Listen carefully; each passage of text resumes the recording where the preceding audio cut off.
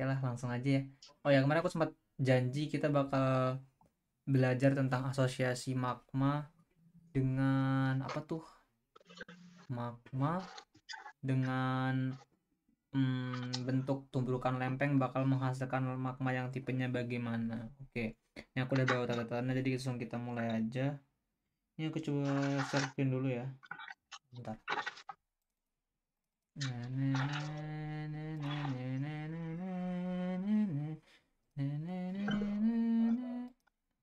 Immersive. Wow, ini aneh sih. Nah, kamu nasi nggak? Buat apa? Buat makan lah kalau. Tahu bro. Hah? Aku udah makan, baru makan burger. Makan McD, makan Enggak darah bang, nggak Palestina. mau dia. Astagfirullahaladzim. Aku juga jam baik-baik. Sorry sorry. Ah, salah kan. Nah, oke dah. Yes. Terus next kita share screen. Share screen. Celana ntar. Bang Gilbert, Bang Gilbert.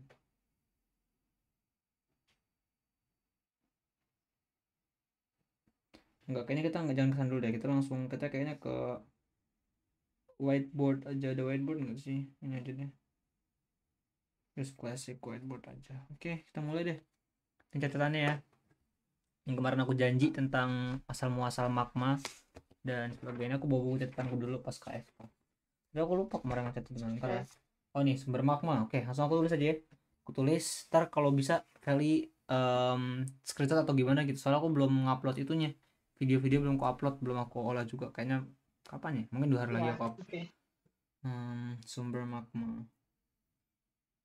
Ini cara ngasih warna gimana sih? Oh ini dia. Pengen sekarang.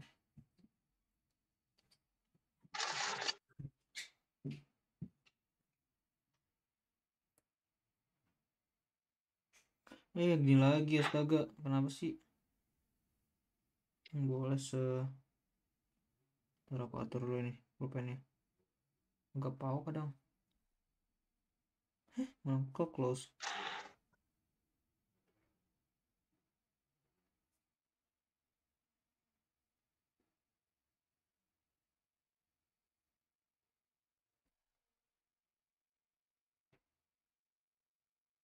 Sumber magma. Oke, next. Dalam kok. Ini kan. Di atasnya.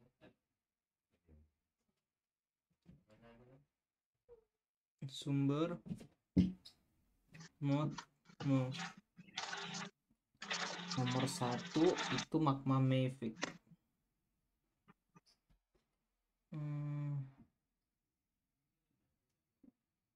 Magma mafic itu sumbernya, antara lain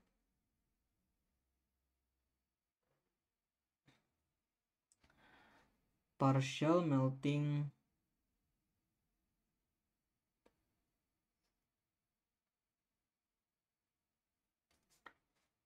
mantel bumi di zona divergen.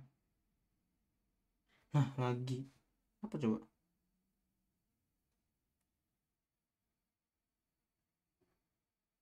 Mantel siaran lagi.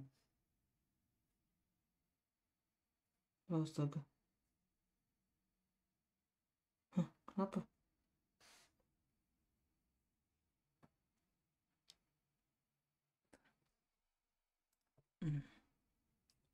Mantel. Kenapa sih ini? Aduh. Mantel. Kok lagi? Aku salah megang pulpennya ya?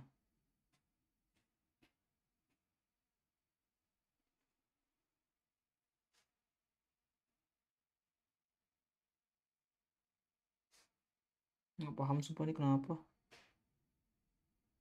Astaga.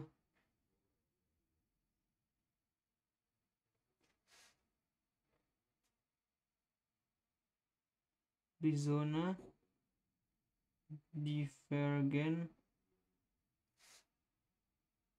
dan hotspot. Ini magma mafic. Magma mafic itu sumbernya dari sini.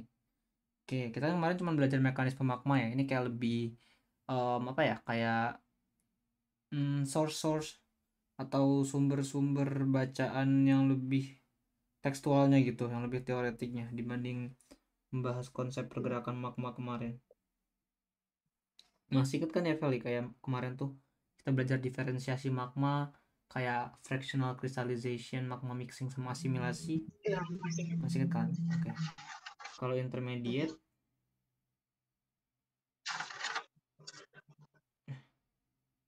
kenapa nih? Nggak bisa dipencet. Ini semua kenapa? Boleh nggak bisa dipencet ini ya?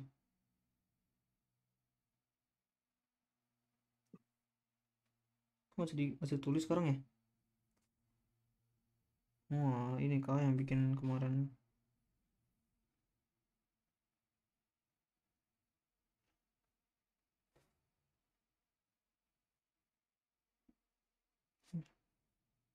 Bentar. Kayak ada sesuatu yang salah deh sama layarnya. Nah, dia kayak nggak terlalu mencet begini. Lap dulu deh. Kayak ada pasir gitu kan satu. Astaga.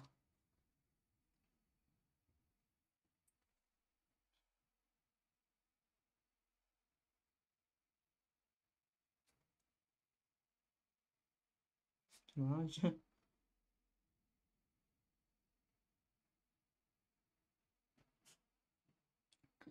Yang kedua itu intermediate.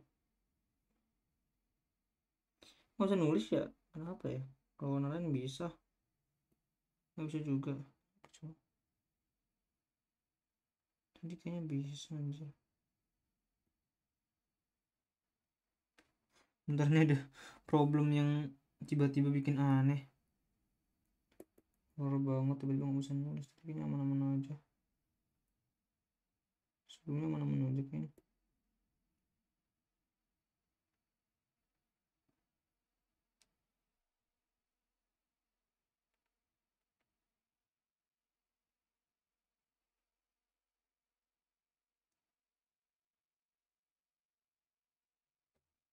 Karena habis. Bentar ini tuh ada kesalahan teknis. Aneh banget.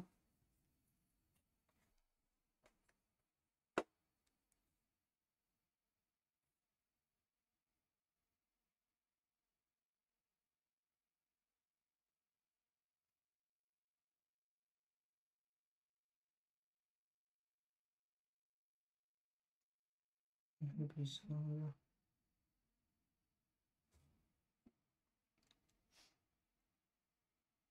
Magma intermediate yang kedua, yakni sumbernya partial melting mantle. Nah, mulai. Kenapa coba?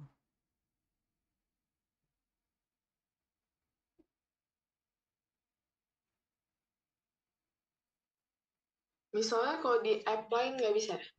Kenapa? Di app lain. Kayaknya bisa ya harusnya ya. Ntar aku coba ya.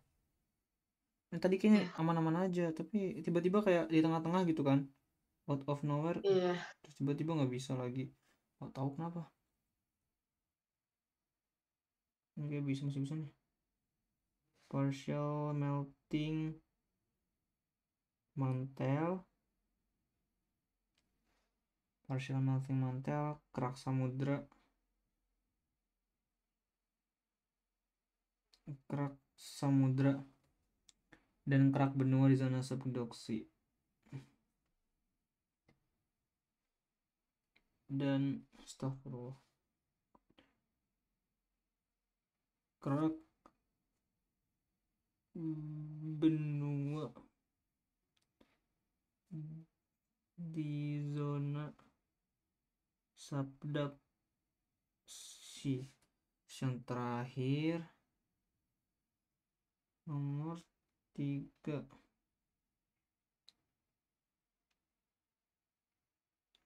Yakni magma felsic.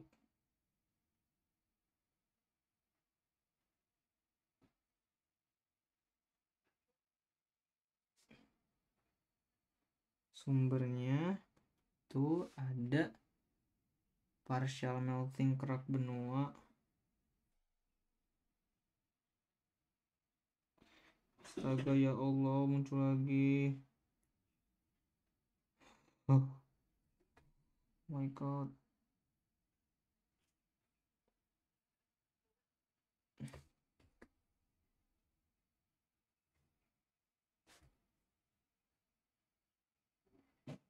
Kita ketik aja lah.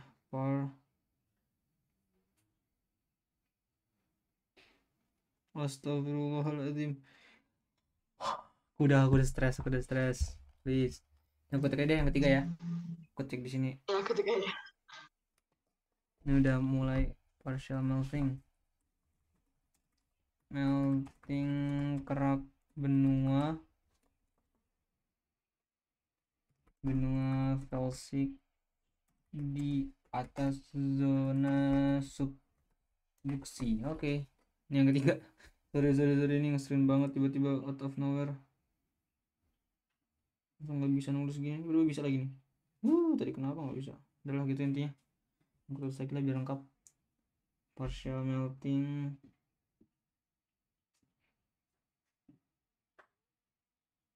What the hell? Maksud dalam estate.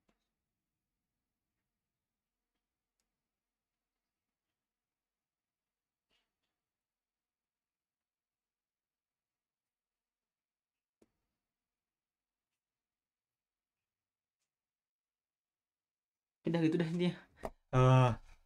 Oke, jadi kenapa beda-beda? Ini kan tadi kan kemarin kan tentang belajar tentang diferensiasi magma itu kayak proses ketika magma yang dihasilkan tuh berbeda dari parent magma, dari magma ketika dia baru meleleh dulu di zaman purba. Jadi dia hasilnya itu bakal semakin naik ke arah felsic gitu, satu tingkat. Dari yang magma ultra mafic dia bakal jadi magma mafic bakal jadi magma intermediate, terus juga kayak magma intermediate bakal jadi magma felsic. Jadi dia bakal selalu naik satu tingkat kalau untuk di diferensiasi magma. Di sini kita belajar tentang sumber magma tuh kayak ini beda sama diferensiasi karena ini tuh lebih kayak kecenderungan. Kira-kira kalau misalkan daerah pembentukan magmanya itu seperti ini, maka dia kecenderungan magma yang terbentuk juga seperti ini gitu. Jadi kalau di sini kita lihat kalau magma mafic dia itu kecenderungan terbentuk di daerah partial melting mantel bumi di zona divergen dan juga hotspot. Kalau magma intermediate dia kecenderungan terbentuk di partial melting kerak, partial melting mantle, kerak samudra, dan kerak benua di zona subduksi. Terus kalau magma felsic dia kecenderungan terbentuk di partial melting kerak benua felsic di atas zona subduksi. Ini biasanya sering keluar sih di soal-soal KSK, jadi saranku kayak hafalin aja gitu. Atau enggak kalau misalkan ketemu soalnya buka catatan yang tentang ini terus lihat. Kan lama-lama kalau dibaca terus dia bakal nempel sendiri tuh di kepala. Jadi ketika nantinya ketemu soal sedemikian rupa bisa langsung ngejawab soal-soal tipe yang begini. Oke gitu. Terus apa lagi aku mau ngomong? Oh iya, kemarin kan kita sempat bahas partial melting kayak sebentar gitu kan, kayak proses pelelehannya. Tapi itu kayak belum lengkap banget, cuman kayak lewat gitu aja partial melting. Ini akan aku jelasin lagi secara fisik partial melting itu bagaimana. Oke, bentar. Ini berarti aku X. Udah di foto gitu belum, Feli? Atau gimana? Udah aku tulis. Udah kamu tulis ya? Oke, ini aku Ya. ganti ke PDF kemarin yang kita sempat pakai. Share screen. Kemarin kita sempat belajar di coretan petrologi. Nah, bukan ini. Salah catatan petrologi. Mana catatan petrologi? Catatan Petro buku ngajar, Petro ngajar. Ini dia.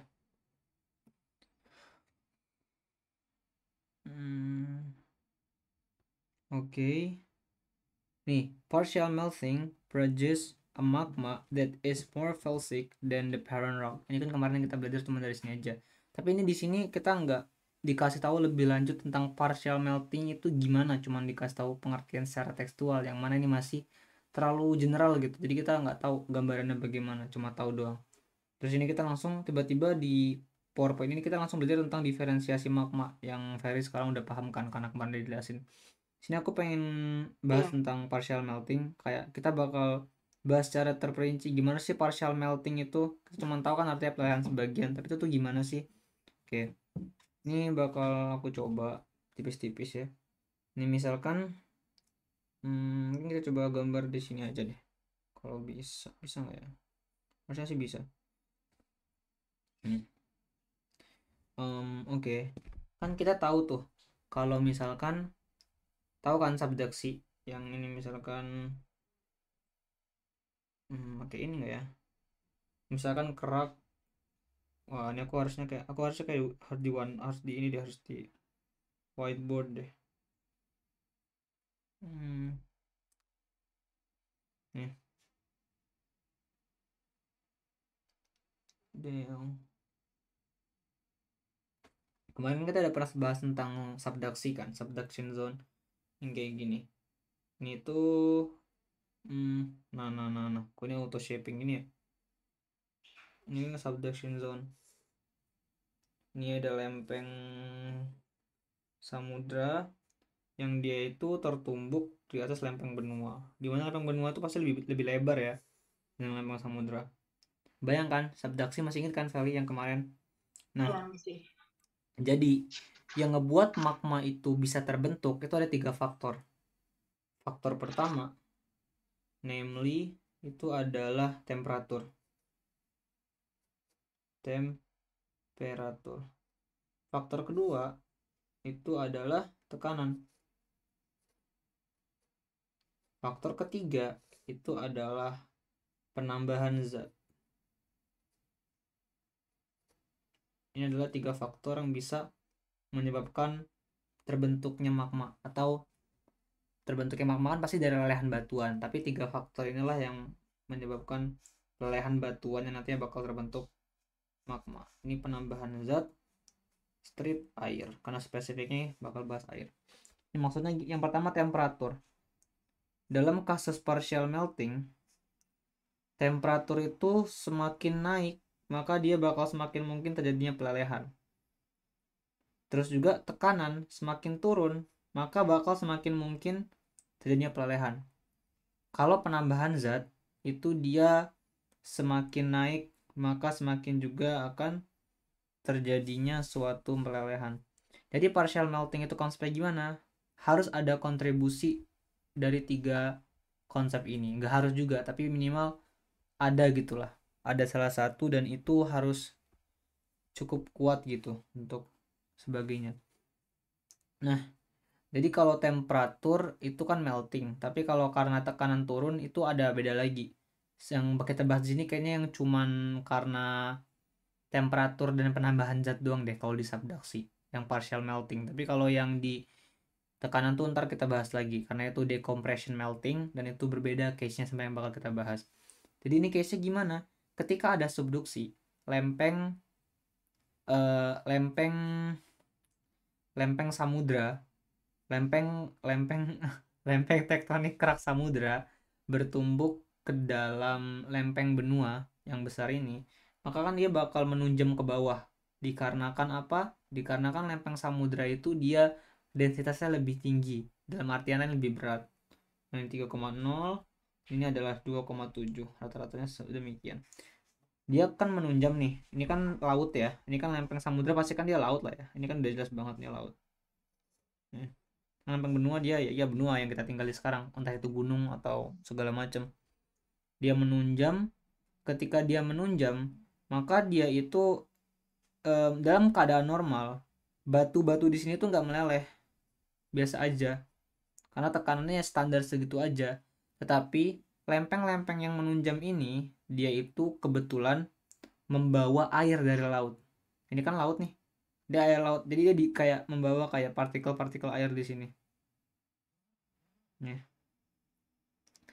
Airnya nanti bakal ketemu dengan batuan-batuan di sini, bakal bertemu dengan batuan-batuan ini yang nantinya bakal ngebuat batuannya itu meleleh.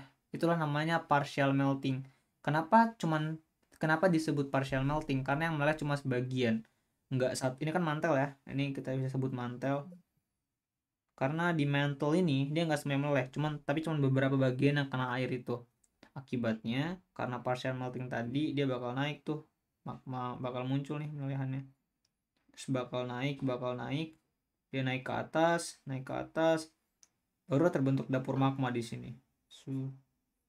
Dapur magma yang nantinya karena dapur magma ini dia cair, karena dia magma, pasti dia bakal gimana pun karena magma itu cair pasti kan lebih density-nya kan atau massa density-nya kan lebih rendah dibanding benda padat di sekitarnya. Yang batu-batu ini lebih rendah di sekitarnya, pasti dia bakal mencari jalan keluar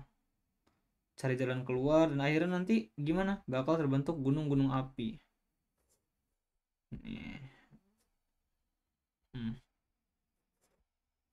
Inilah partial melting. Itulah kenapa di setiap zona subduksi yang aku bilang kemarin itu pasti ada sirkum pegunungan api. Kayak misalkan ada Bukit Barisan di Sumatera, itu kan hasil daripada subduksi lempeng Hindia Australia dengan lempeng Eurasia di Indonesia, makanya muncul Bukit Barisan. Juga kalau pernah tahu kan aku kemarin sempat cerita tentang pegunungan salah satu sirkum Pasifik yang ada di Amerika Selatan itu, kalau nggak salah pegunungan Alpine nggak sih, Alpine gitu dah. Itu juga hasil daripada subduksi lempeng Pasifik ke dalam lempeng Amerika yang nantinya bakal ngebuat pegunungan-pegunungan kayak gini nih. Inilah. Oke. Sementara mungkin Tapi, gitu deh. Kenapa? kurang ngerti Yang mana? Kurang ngerti yang mananya? yang tadi dijelasin. Boleh. Spesifiknya yang bagian mana? Itu dari batu-batu sama laut. Dari sana saya ada. Hah? Ketika air masuk ke dalam partial Iya. melting di sini udah masih dapat nggak atau udah nggak dapat juga yang ini? Belum. Itu ada. Itu Nggak nggak, ngerti. itu belum dapat juga. Belum. Oke, nggak apa, santai. Aku jelasin lagi kok. Ini tahu kan yang di sebelah kiri ini apa? Yang ini lempeng apa yang sebelah kiri? Yang ini? Tahu. Hah? Ini lempeng samudra yang kemarin loh. Karena lempeng samudra kan Tahu. Saya tahu. Hah? Kenapa? Tahu. Oh, tahu. Sorry. Samudra Kukira Samudra nggak tahu. Yang sebelah kanan lempeng apa? kanan yang besar ya atau yang kecil? Iya, yang kanan lempeng apa? Kalau yang kiri samudra, Benua. lempeng apa? Benua. Benua. Benua kan, ngomong benua kan? Ya. Iya, benar. Hah? Iya, benar. Di antara dua lempeng ini yang lebih berat yang mana? Lebih berat. Samudra. Kenapa? Itu 3.0. Ya itu benar lebih berat, tapi ada alasan spesifiknya sih kenapa lebih berat. Lempeng samudra itu kenapa lebih berat? Nah ini, tapi ntar deh, aku bakal jelasin alasannya kalau kamu udah paham ini. Soalnya ntar ada hubungannya, ada korelasinya tipis-tipis. Oke, kan dia karena lempeng samudra lebih berat, dia kan pasti bakal menunjam ke bawah lempeng benua yang lebih ringan. Itu kan kayak sifat itu banget lah, itu kayak pasti banget tuh, kayak hukum fisik banget. Nah, bener kan menunjam ke bawah kan lempeng samudranya. Nah, lempeng samudra itu kan pasti kan samudra. Dan samudra itu kan berair kan, karena dia tempatnya air laut dan samudra dan sebagainya. Yang biru ini aku tulis ini kan laut nih. Ini sea. Ini adalah sea, adalah laut or ocean. Dan itu obvious, that's a fact.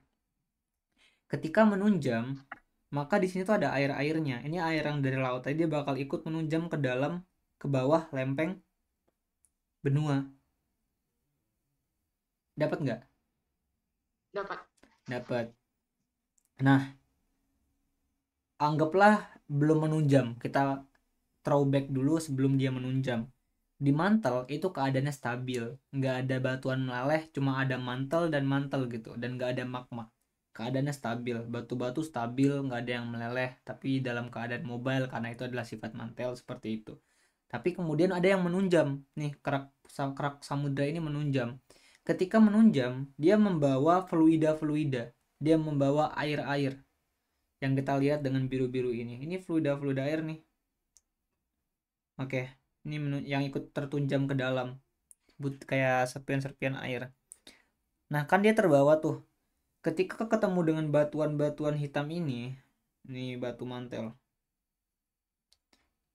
Ketika ketemu dengan batuan-batuan mantel ini, maka batuan-batuan yang tadinya stabil karena terkena penambahan zat air yang merupakan salah satu faktor terbentuknya magma yang kita lihat di sini. Satu, dia temperatur udah ada, terus penambahan zat air. Nah, maka batu-batu di sini dia meleleh. Kan dia panas tuh, tapi dia belum meleleh. Karena ketambahan air, dia jadi meleleh. Lah, bukannya kalau misalkan api kena air mati gitu. Kan kita logikanya kan seperti itu. Logikanya seperti itu. Kok ini malah jadi magma? Karena kan magma itu cair kan. Magma itu cair. Terus batu-batu di sini tuh sejatinya tuh udah panas di mantel. Tapi dia nggak jadi magma karena dia tuh tertekan dengan kuat. Tapi ketika ketambahan air, dia tuh kayak jadi katalis gitu loh, yang mempercepat reaksi daripada pelelehan ini. Jadi air di sini tuh sifatnya sebagai katalis atau mempercepat reaksi. Jadi yang tadinya di sini stabil karena ada air, dia terkatalisasi oleh katalisator satu ini, jadinya dia meleleh. Karena itu batu-batunya meleleh. Kemudian kenapa disebut partial melting? Karena yang meleleh cuma batu-batu yang kena air di sini doang. Yang kalau batu-batu yang kena air dia enggak. Makanya dia disebut partial melting, aka pelelehan sebagian.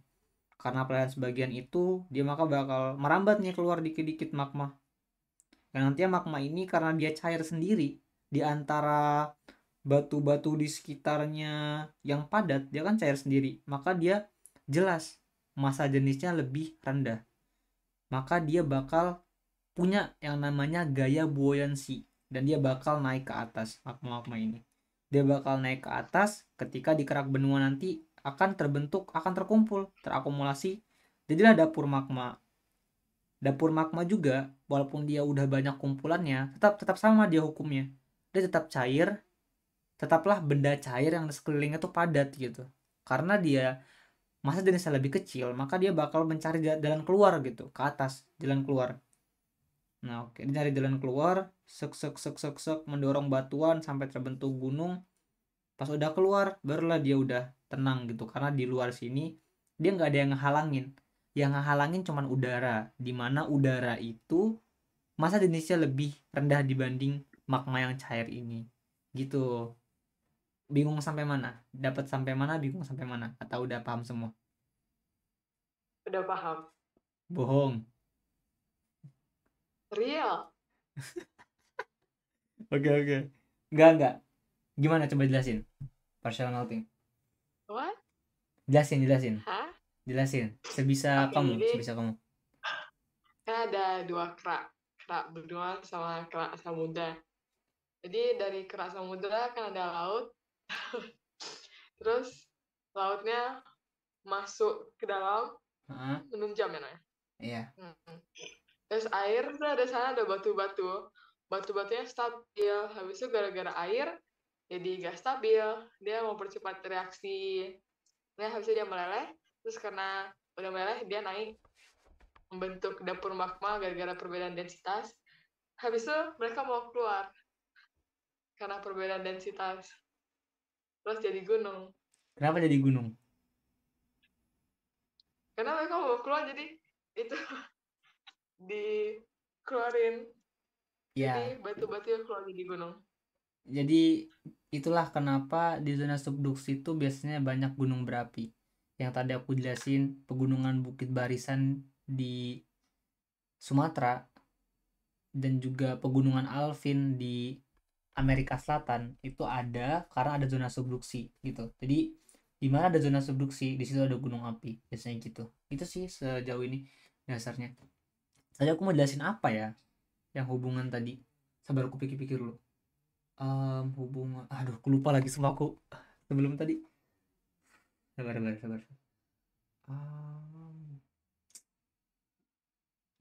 Oke, aku lupa tadi deh. Pokoknya ini tipe melting pertama. Ada tipe melting satu lagi. Namanya apa? Namanya decompression melting. Yang berperan penting di sini adalah tekanan. Oke, decompression melting ini kamu ingat nggak Mid Oceanic Ridge? Yang di tengah-tengah itu kan. Iya, yang dia itu divergent. Ini aku gambarin deh. Divergent. Kan divergent ya. Awalnya kan mereka nyambung tuh. Terus mereka kan karena bergerak berlawanan kan bakal berpisah, ninggalin celah, terus dia magma bakal naik. Bener kan? Iya. Nah, ini tuh case ini juga termasuk pelelehan gitu. Tapi ini agak beda dikit. Mungkin aku nggak bisa bilang ini partial melting ya. Tapi kita anggap di bawahnya adalah mantel. Mantel yang cukup stabil pada awalnya. Dia nggak ada pelelehan, nggak ada apa. Kemudian out of nowhere, gara-gara pergerakan lempeng tektonik divergensi yang disebabkan oleh arus konveksi, ini kan bergerak berlawanan, meninggalkan celah. Karena dia meninggalkan celah, maka di celah kedua ini itu tuh dia karena dia meninggalkan celah, maka di bagian sini ya, di bagian celah ini itu tuh tekanannya berkurang. Kan awalnya dia tertekan dalam artian dia itu tertekan oleh dua batu-batu yang keras ini ke bawah. Tapi ketika dia pergi kan dia nggak ada yang tekan lagi, ya kan? Tekanannya berkurang, decompression, maka akibatnya magmanya keluar ke atas dan mencair. Bukan magmanya keluar sih lebih tepatnya, tapi magmanya terbentuk. Karena ketidakadaan tekanan tadi, maka menciptakan kondisi yang cocok untuk terjadinya pelelehan. Lihat kan di sini nomor 2, tekanan turun. Oke, akibatnya magma terbentuk di daerah sini dan dia keluar. Magma keluar, kemudian karena keluar langsung terkena dengan air. Kalau kamu pernah main Minecraft kan kalau ada magma dikasih air dia bakal langsung jadi cobblestone atau batu obsidian. Seperti itu. Kemudian karena terkena air dia langsung membeku magmanya. Membeku, kemudian dia terbawa oleh kerak samudra ini. Jadilah Mid Oceanic Ridge di sini. Kasar-kasar gunung-gunung. Itu. Nah, itulah decompression melting. Aku tulis deh. Decom jelek banget, nggak apa deh, decompression gitu, decompression melting. Paham nggak? Paham. Gimana? Kan itu keraknya terbelah. Bukan terbelah sih. Divergent. Ya, itu. Terus tekanan yang di tengah udah gak ada. Soalnya kan tekanannya itu kan udah terbelah. Jadi tekanan yang di tengah gak ada lagi. Habis itu magmanya keluar. Habis magmanya keluar, ketemu air, beku, terus jadi Mid Oceanic Ridge. Oke, sweet. Oke, udah paham lah ya soal ini pembentukan magma dan ini. Aku tadi mau ngejelasin satu hal lagi tadi yang aku bakal jawab. Kamu ingat tadi yang kataku tadi? Aku janji bakal ngejelasin kamu ini setelah aku ngejelasin tentang partial melting. Apa tapi aku lupa. Gak ingat. Apa? Gak ingat. Hubungan apa tadi yang aku jelasinnya? Hubungan mengapa apa? Itu densitas ya? Kenapa? Yang mana? Iya. Yang mana? Gak tahu. Aku pun lupa sumpah. Tapi kayak tadi penting kali yang tadi aku mau jelasin. Yang cukup. Tadi penting. Katanya mau jelasin. Tapi kamu harus paham ini dulu kan. Sekarang kamu udah paham. Sekarang aku yang lupa mau jelasin apa. Oke, sabar. Wah, aku kayak nggak bisa ingat lagi dah. Udah malam kali nih. Bukan densitas ya? Bukan Feli. Ada sesuatu tapi aku lupa juga. Intermediate, felsic, mafic. Udah ntar deh, habis break kan udah mau habis nih waktunya. Udah 10 menit ya habis ini ya. Iya. Ini kayaknya bentar lagi tuh Sebentar lagi dia otomatis keluar deh. Ntar tunggu aja deh. Berapa menit lagi? Berarti lagi. Less than 1 minutes. Oke. Ntar lagi nih keluar sendiri. Sambil aku mikir. Terus kita abis ini kita bakal bahas mineral ya. Kemarin kan kristal belum selesai ya, rumus-rumusnya. Kita bakal bahas itu. Iya. Kristalografi. Kita kelarin semua rumus-rumusnya. Oke. Tunggu bentar ya keluar nih. 1, 2. Tunggu aja deh. Atau keluar duluan gak apa-apa deh. Udah. In 6 minutes, are you freaking sure? I know way, bro.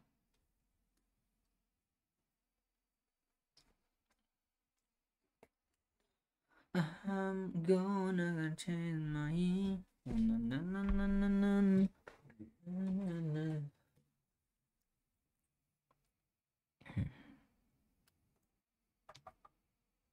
Sweets.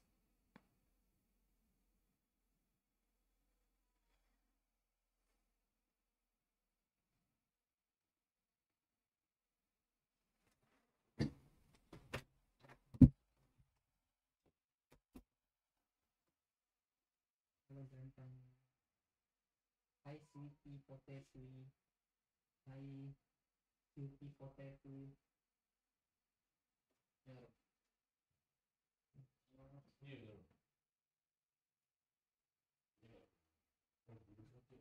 Kita ini masak nada self nasal ya.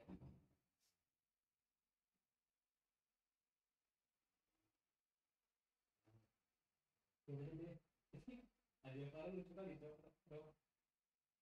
kan udah ngerti belum sebenarnya udah real banget parah langsung cok real udah langsung kali gitu cok kalau ngobrol tuh gimana cok woi cok ini dia ada dia yang dulu parah sih bilang parah bahkan bisa kuliah luar negeri cok kalau kemudian gitu kok cak jawab itu ini sih parah sama lagi gitu ya hanya kata kayak praktik gitu yang di kalau harus apa ya sumpah ada tuh pulang aku lihat di bawah mobil ini pergi aduh aku harus bercol bisu saya sempat pergi gitu bilang terus sekarang gua tuh ada powernya gitu loh tau nggak kamar di balik power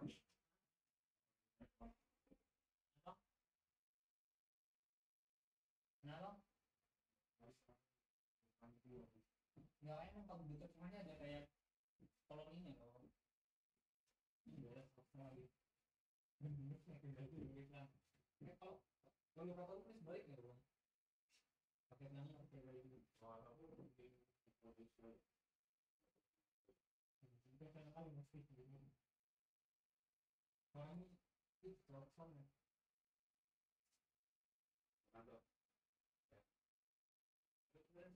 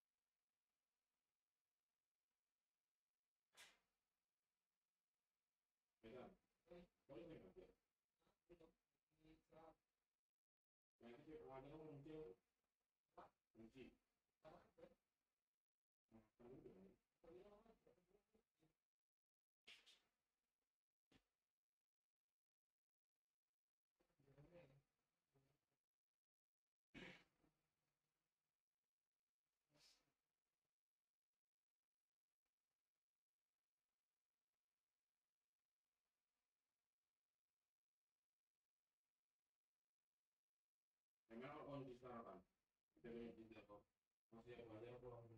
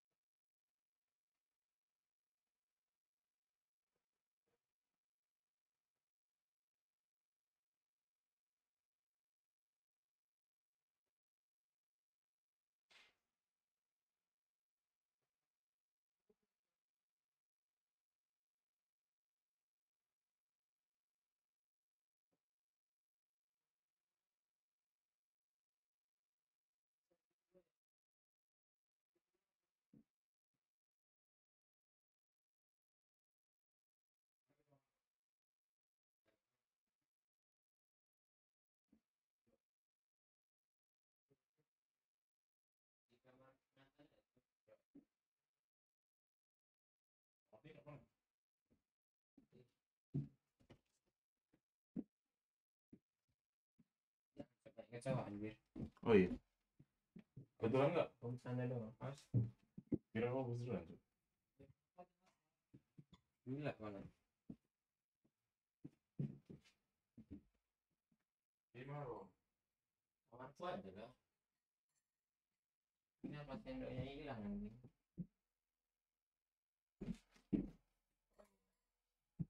Sendoknya itu.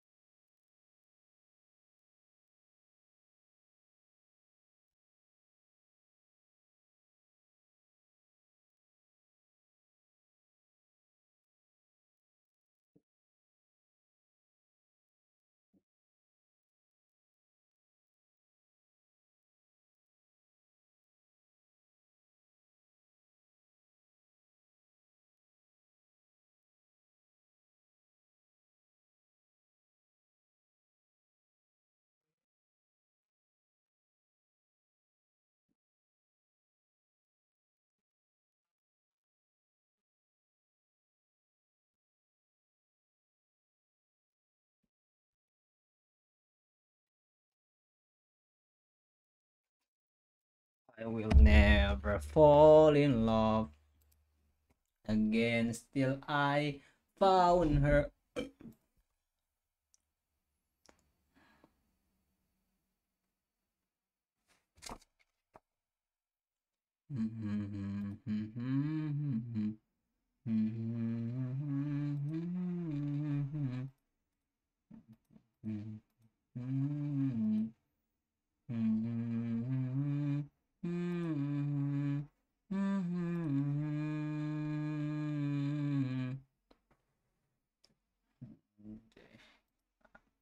Falling in love again, still I found her. See, I found you.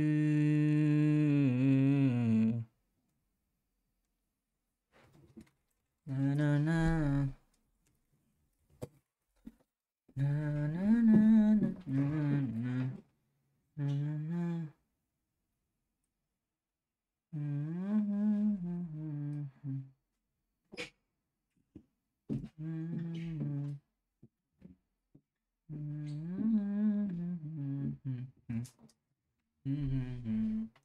And I used to see never fall in love again, still I found you. Beranikan diri untuk melangkah terobos segala rintangan.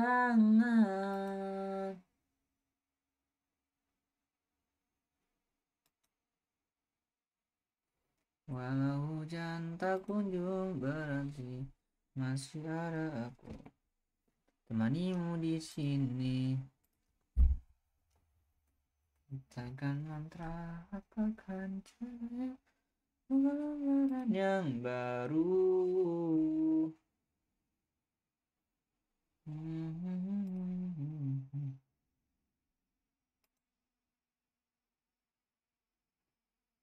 Dan emosi.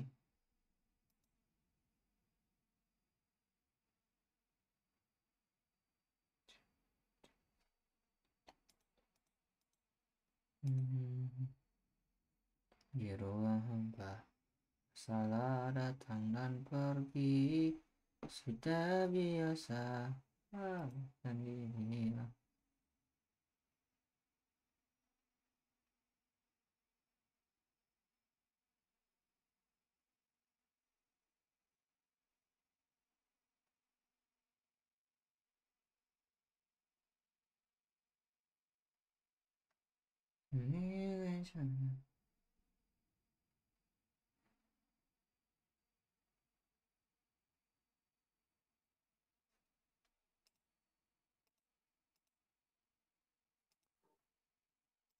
Halo? Halo.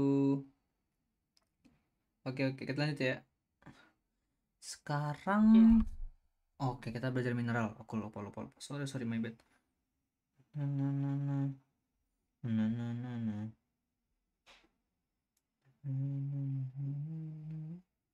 Ini bencana. La la la la la.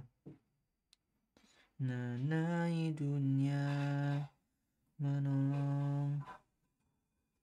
Cara add page gimana ya? Katro kali. Cara add page gak? Tambahin halaman. Scroll ke bawah aja. Gak ada. Scroll lagi. Tuh. Udah masuk pencet. Macam tuh. Real. Kalau. Oke, lanjut ya. Belajar mineral, tapi kita belajar lebih tentang. Waduh, aku catat di mana pas tuh? Lama-lama. Mineral. Kemarin kita belajar tentang 7 sistem mineral, tapi 7 sistem kristal. Kita belajar kristal. Krismin, tapi kita kristalografi. Tapi kita kemarin selesai kan? Kayak masih karena belum ada rumusnya jadi ngebingungin. Jadi kita belajar ini aja. Kristalografi sistem 7 kristal. Oke, ini aku tulis dulu. Ini lebih enak nih, kertas nggak kayak tadi, power banget nanti. Kristalografi. Terus kita belajar 7 sistem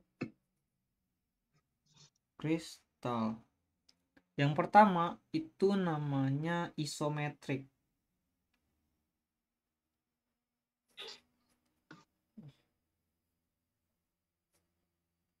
Isometrik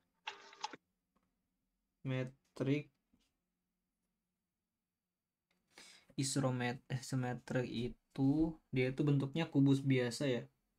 Kira-kira itu kayak gini nih. Aku buruk banget gambarnya. Nggak tahu aku cerita gambar kubus yang bagus gimana. Pokoknya intinya gini deh. Ini terus dia kubus biasa. Nah, terus kalau sistem kristal itu dia itu ada yang namanya sumbu. Sumbunya tuh gini. 1 2 3. Ini ada 3 sumbu kan? 3 sumbu ini maksudnya apa? Ini 3 sumbu ini maksudnya ada sumbu A, ada sumbu B, dan ada sumbu C. Sumbu A itu yang horizontal. Ini sumbu A. Ini sumbu B yang vertikal. Sumbu C itu dia yang 3 dimensi, yang ke dalam, depth. Ini sumbu C. Jadi di sistem isometrik antara sumbu A sama B sama C-nya itu panjangnya sama. Panjangnya sama. Terus ketiga sumbu ini kalau untuk kalau untuk isometrik dia itu saling tegak lurus. Jadi saling tegak lurus. Ini untuk isometrik. Kalau asimetrik, contohnya apa? Example itu ada mineral. Kenapa? Halo? Masa?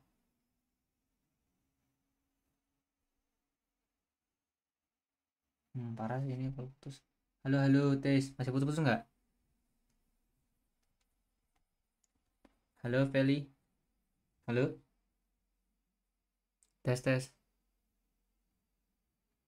Halo. Masih putus atau udah enggak?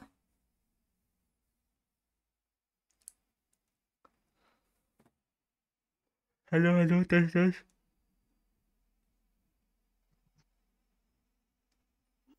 Masih putus-putus sih. Halo? Halo. Gimana?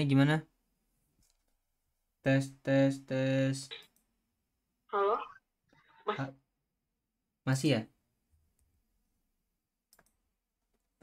Tiba-tiba banget, parah banget nih jaringannya, astagfirullah. Iya, masih. Halo, masih kah? Halo, iya, masih putus-putus. Astaga.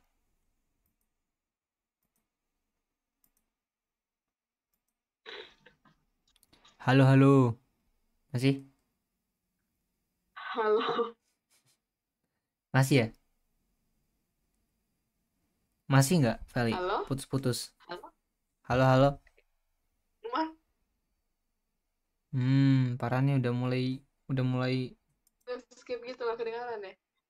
Iya, nggak tahu ya putusnya gimana. Kalau masih putus nggak? Kalau masih aku pengen ngubah ke tablet aja nih. Sumber mikrofonnya gimana? Masih nggak? Ya, boleh. Udah lah ya, udah lumayan. Tapi udah lumayan sih, nggak putus-putus lagi. Oke, udah lumayan berarti kita lanjut aja deh. Sementara. Kalau putus kabarin lagi ya. Ya, oke. Jadi kalau isometrik itu antara sumbu A sama B sama C-nya dia sama panjangnya. Kemudian dia antara sumbu A, B, C dia itu saling tegak lurus. Tahu kan tegak lurus itu gimana? Tegak lurus tuh kayak misalkan ini sumbu A, dia tuh gini. Tegak lurus. Kalau ini tidak tegak lurus. Kalau ini tegak lurus. Kalau ini tegak lurus. Kalau tegak lurus tuh kayak ini nggak tegak lurus. Gitu sih intinya. Kalau sumbu A, B, C.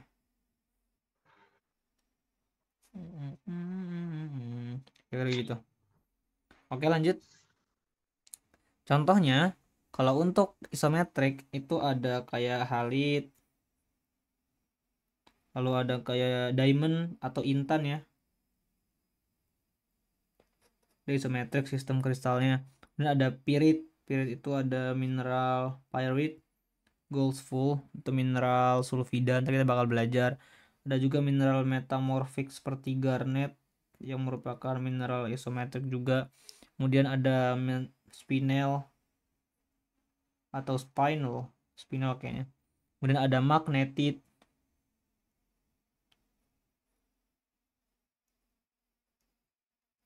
Dan juga yang terakhir ada fluoride.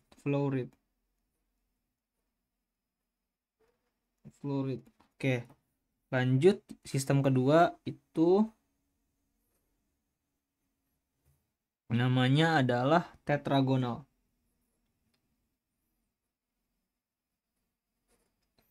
Kalau nggak salah tetragonal itu nama lainnya enggak tetragonal ada sendiri deh. Tetragonal itu dia itu bentuknya agak sedikit lebih panjang kayak penggambaran sistem kristalnya. Mungkin seperti ini deh kalau sekilas aku bikin ya. Gini. Terus gini. Terus gini.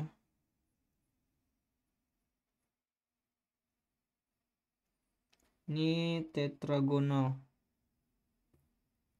Terus dia sistem kristalnya kayak gini.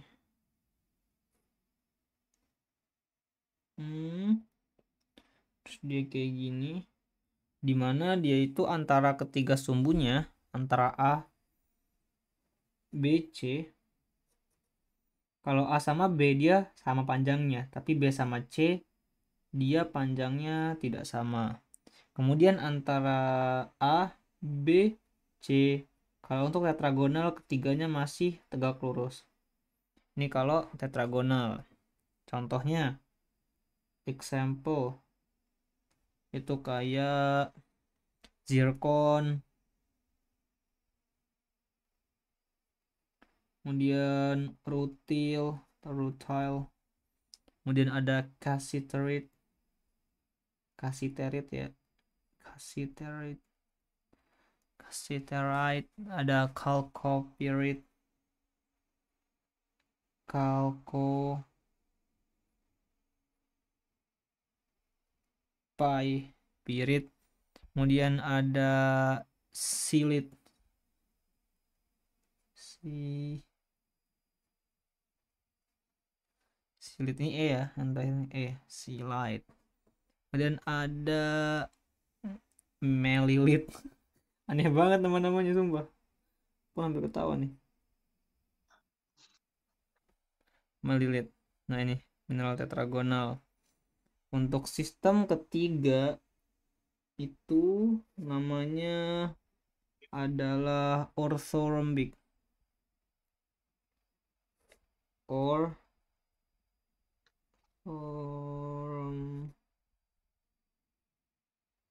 Aku bingung nih, aku tulis namanya adalah bahasa Indonesia deh, orthorhombicnya. Oke, dia itu kalau orthorhombic tuh dia agak ini ya, agak abnormal antara ketiga bidangnya. Kayak apa ya, nggak ada yang sama gitu.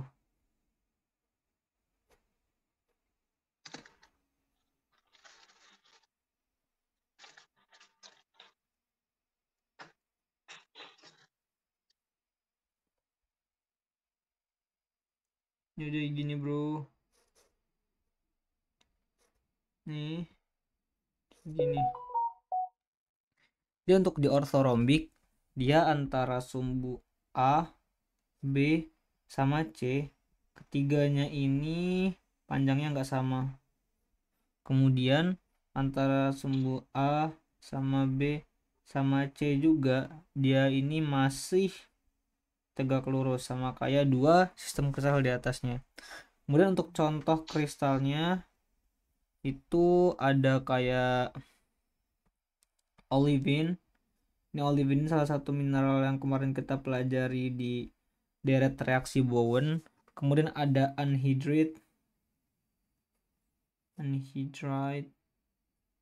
Kemudian ada gypsum. Kemudian ada topaz, mineral super keras bernama topaz. ada aragonite atau aragonite, kemudian ada silimanit,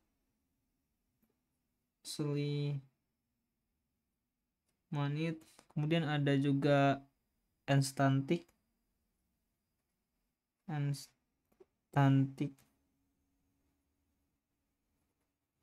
kemudian ada lausonit,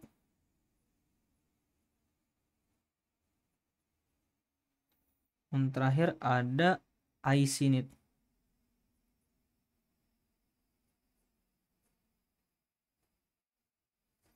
Oke, ini untuk ortorombik. Lanjut ke nomor 4. Kita mengenal dengan nama monocline atau monocline. Oke, monocline.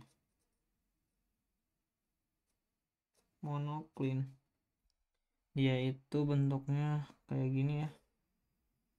Dia agak persegi panjang, tapi dia bedanya dia agak jauh ini. Gini. Ini kayak biasa masih. Gambarku jelek banget sih. Jadi kalau kamu nyari untuk referensi buat gambarnya, kamu nyari di Google aja deh. Terus kamu ngambil informasi yang ini aja. Gambarku jelek banget.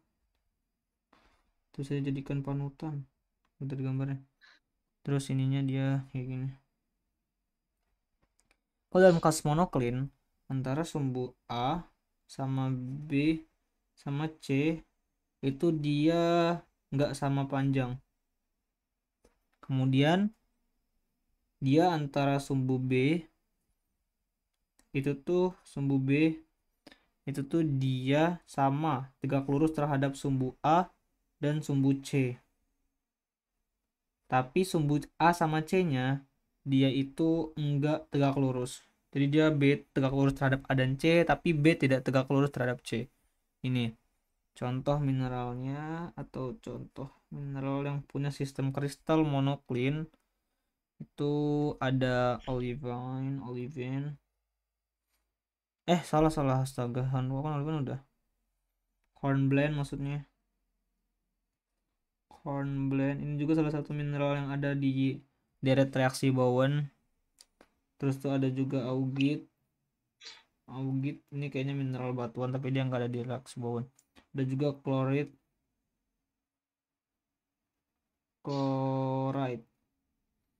Ini ada orthoklas. Ini juga merupakan mineral yang ada di deret reaksi Bowen. Kemudian ada gypsum.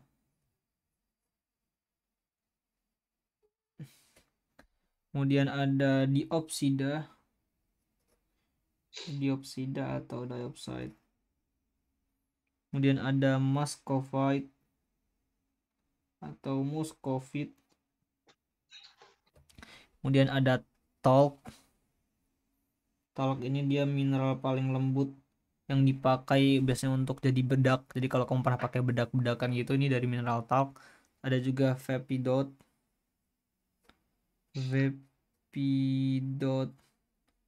Ada juga aigirin ini untuk monocline. Oke, udah 1 2 3 4, sisa 3 lagi ya. Oke, sekarang mineral nomor 5 kita punya tricline. Di zoom ini.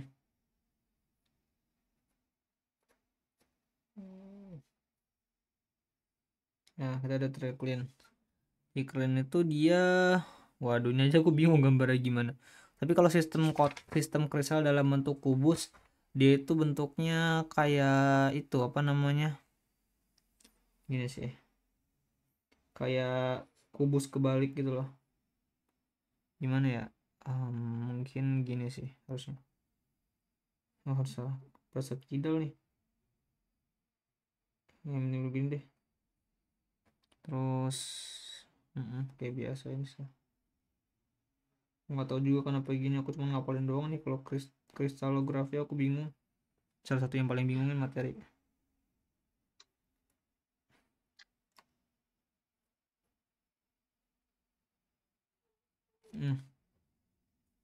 salah nih.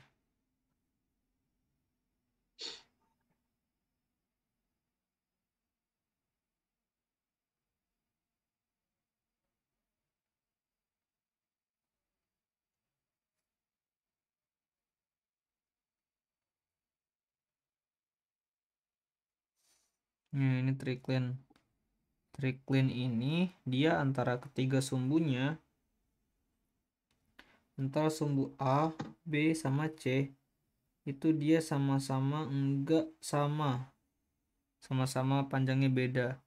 Terus antara sumbu A dengan B dengan C, ini dia ketiganya tidak tegak lurus. Ini dia tricline. Contohnya apa? Ada banyak. Di antaranya itu mineral-mineral kayak turquoise. Aduh, salah lagi.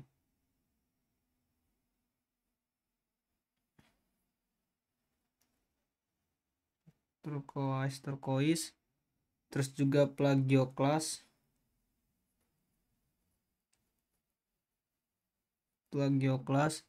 Terus juga kyanit.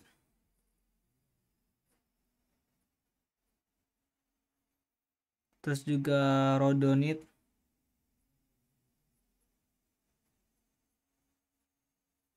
Terus juga microcline ya. Microcline. Aduh, salah nulis lagi.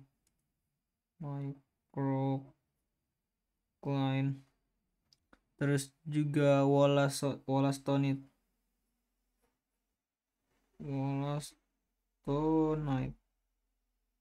Nah, ini dia untuk tricline. Lanjut, kita kurang 2 lagi, yang keenam, yang udah ini urutannya tuh kayak semakin jauh nomornya semakin ribet ya. Ke-6 dan ke-7 udah nggak make sense lagi nih gambarnya, bahkan aku nggak tahu cara gambarnya bagus gimana kalau nomor 6 nomor 7. Nomor 6 tuh kita kenal dengan sistem kristal trigonal. Dia itu bentuknya kayak prisma ya, kalau kamu tahu. Bahkan di trigonal sama heksagonal, dua sistem terakhir tuh dia 4 sumbu. Mungkin anehnya. Dia itu kayak gini bentuknya, sabar aku gambar dulu. Kan kayak gini nih. Pertama, terus dia kayak ini nih. Nah, oke.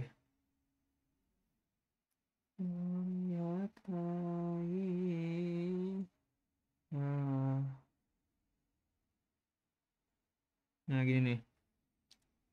Ini kalau untuk trigonal, terus dia sumbunya kayak biasa. Ini ada sumbu A yang paling besar, yang paling wajar.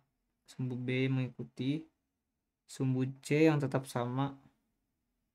Ini sumbu D sebagai sumbu keempat. Jadi gini. Nah, inilah. Jadi ada 4 sumbu, dimana sumbu ABD-nya, antara sumbu A sama B sama D-nya itu dia sama panjang. Tapi ketiga sumbu ini enggak sama panjang sama sumbu C. Ini untuk trigonal. Kemudian untuk bagian bawahnya itu antara sumbu A sama B sama D-nya itu dia, bentar ya, salah nulis lagi, salah ngaci. Sumbu A sama D sama D-nya ini tuh dia nggak tegak lurus, tapi ketiga sumbu ini dia tegak lurus sama sumbu C. Gini, contoh mineralnya itu kayak brucite atau brucite,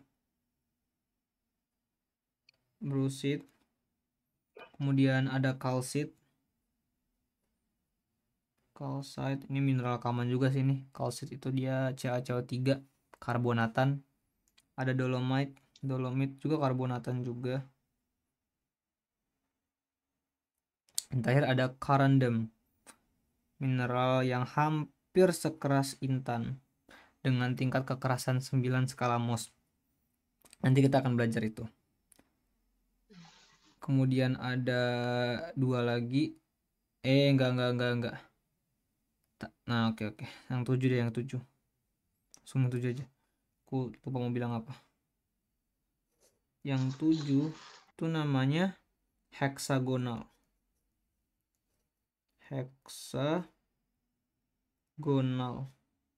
Salah dong. Tapi warna biru harusnya. Heksagonal. Jadi di sistem kristal heksagonal itu dia bersegi 6 ya. Kalau kamu pernah lihat tabung segi 6, aku pun sebenarnya bentuknya lupa agak kayak gimana, tapi aku bahkan bingung cara gambarnya gimana. Kira-kira gini deh. Kan gini, satu untuk yang pertama, yang kedua gini, terus yang ketiga dia agak bawah dikit,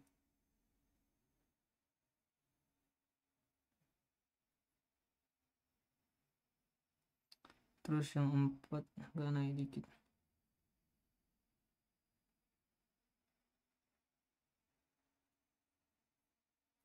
Segini.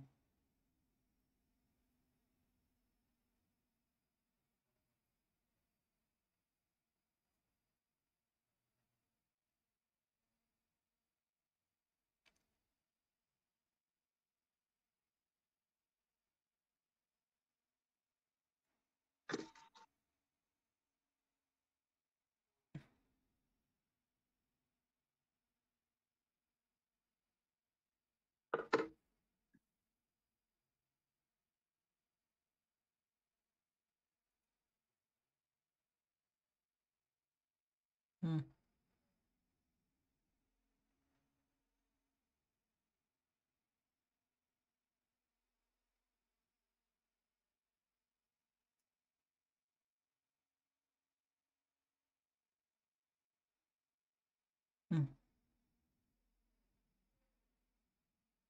Sorry, aku lagi fokus gambar nih. Gambar susah banget. Real. Gini. Terus gimana ya? Ini gini. Ini gini.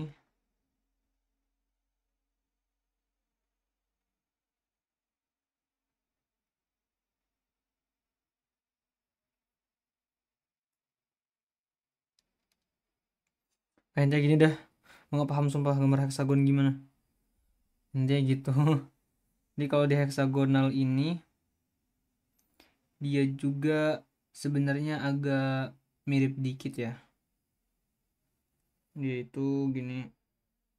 Ini yang A-nya, sumbu A-nya, sumbu B-nya, terus sumbu C-nya kayak biasa kayak gini. Ini sumbu D-nya. Kalau di heksagonal itu tuh dia sama aja sebenarnya kayak trigonal. Dia yang pertama, aturan pertama antara sumbu A sama B sama D itu sama aja panjangnya. Tapi ketiga sumbu ini dia beda, dia nggak sama panjang dengan C. Juga antara sumbu A sama B sama D itu dia nggak tegak lurus. Gini. Tapi ketiga sumbu ini dia tegak lurus dengan C. Contoh mineralnya apa untuk heksagonal? Itu ada kuarsa atau quartz, mineral kuarsa. Terus tuh ada juga beryl. Ini iya. Terus ada apatit.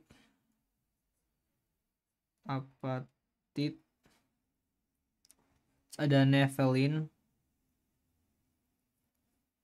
Aku bahkan nggak tahu nephelin ini ada mineral nama nephelin. Ada turmalin atau tourmaline. Terus yang terakhir ada vanadinite.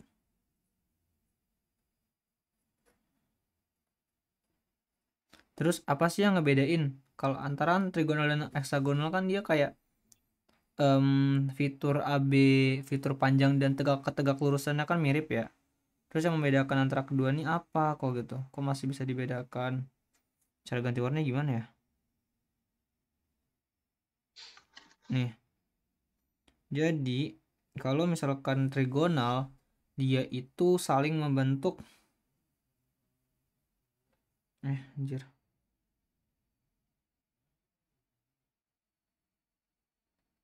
Kalau trigonal dia itu saling membentuk 120 derajat, sudut 120 derajat. Sedangkan kalau heksagonal dia itu saling membentuk, lah kok sama?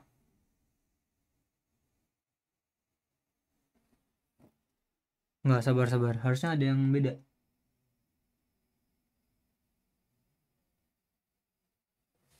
Coba ya, bentar ya, aku bingung tiba-tiba.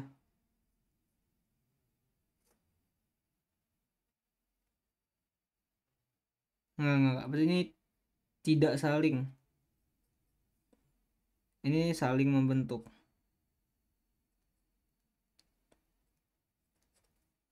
Sudut 120 derajat gitu sih. Udah, ini 7 sistem mineral. Apa kayak konklusinya kira-kira seperti ini. Kalau untuk gambar yang lebih jelas kayak cari di Google deh, atau enggak ntar aku coba provide yang ada gambaran bagusnya gitu sih Feli. Oke, ada pertanyaan nggak tentang 7 sistem mineral, 7 sistem kristal? Kayak nggak ada sih, soalnya ini hafalan doang. Nggak ada. Sekarang belum paham, tapi nanti kalau ketemu soal bakal kepake kok catatannya. Kalau ketemu soal latihan, dan nanti apa sih bakal ada soal latihan mengenai materi-materi yang kita udah pelajari. Oke, sekarang lanjut deh. Ternyata kan bakal ada rekamannya. Ntar deh aku coba push rekaman dari day one, tapi kayak day one kita kayak nggak kerekam gitu loh. Jadi kayak aku cuma bisa provide dari day ke berapa ya, dari day ke 3 mungkin atau ke Betul. 4, pertemuan ketiga pertemuan keempat. Soalnya dari pertemuan pertama kedua itu kayak nggak ada suaranya. Cuman ada aku ngomong sendiri sama ada screennya doang. Ntar ya aku coba cek lagi, semoga nggak lupa lagi deh. Oke, kita lanjut lagi nih. Ini udah. Sekarang kita coba bahas petrologi lagi karena kita udah belajar sistem mineral. Tadi kan kita udah bahas petrologi sampai ini ya, kita kemarin udah coba cek-cekin ini nih soalnya, bukan, kita udah coba cekin PowerPoint-nya Pak Iwayan Warmada. Iya. Ini yang kita kemarin baca. Kalau trigonal, oh ini saling membentuk. Nggak tahu deh ini heksagonal trigonal. Nah ini nih, ini ada gambarnya yang lebih jelas dibanding punyaku. Bisa contoh dari sini, dari PPT ini. Ntar aku share habis kita sesi. Terus oke, kita PPT pertama udah selesai, udah dengan konklusinya. Terus kita berarti ke PPT kedua, mineralogi fisik. Oke, tadi kan kita udah belajar tentang kristalografi. Ilmu mempelajari tentang kristal-kristal yang pada spesifiknya itu ada pada mineral. Sekarang kita bakal membahas tentang mineralogi. Jadi krismin itu merupakan satu kesatuan ilmu ya yang saling berkaitan banget gitu. Kristalografi dan mineralogi. Kalau dalam ilmu kebumian itu disingkat krismin gitu.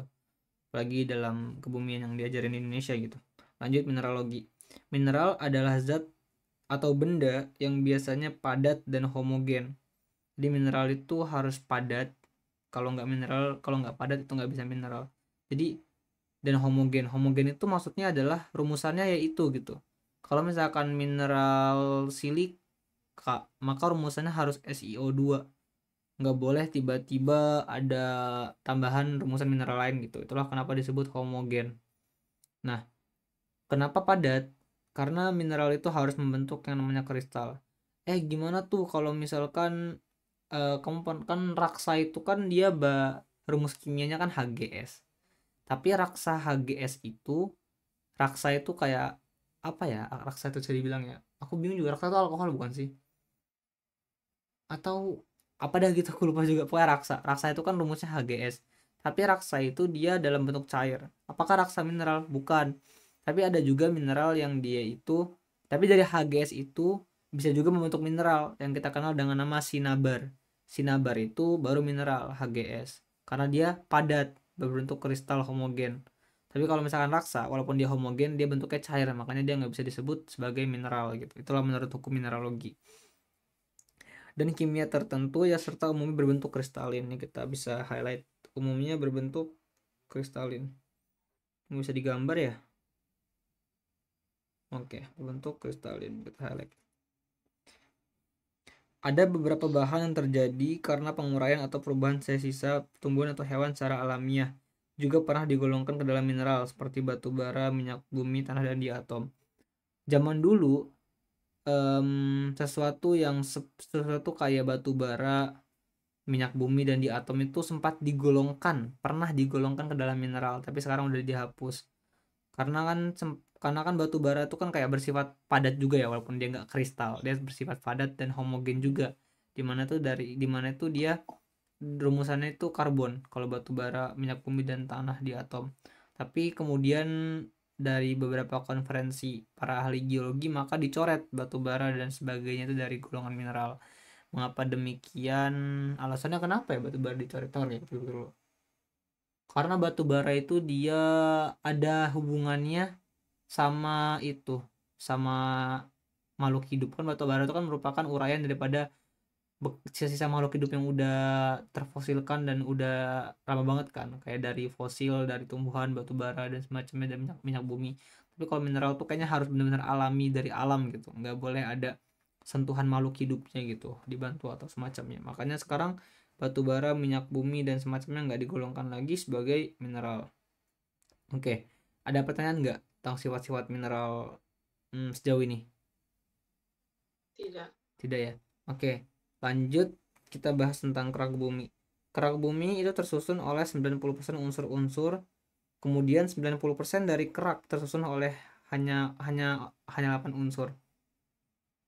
Jadi maksudnya dari kerak bumi itu tersusun oleh banyak unsur, tapi kayak 9% itu cuma 8 unsur. Jadi kayak 2%-nya itulah adalah sisa daripada 82 unsur yang lain.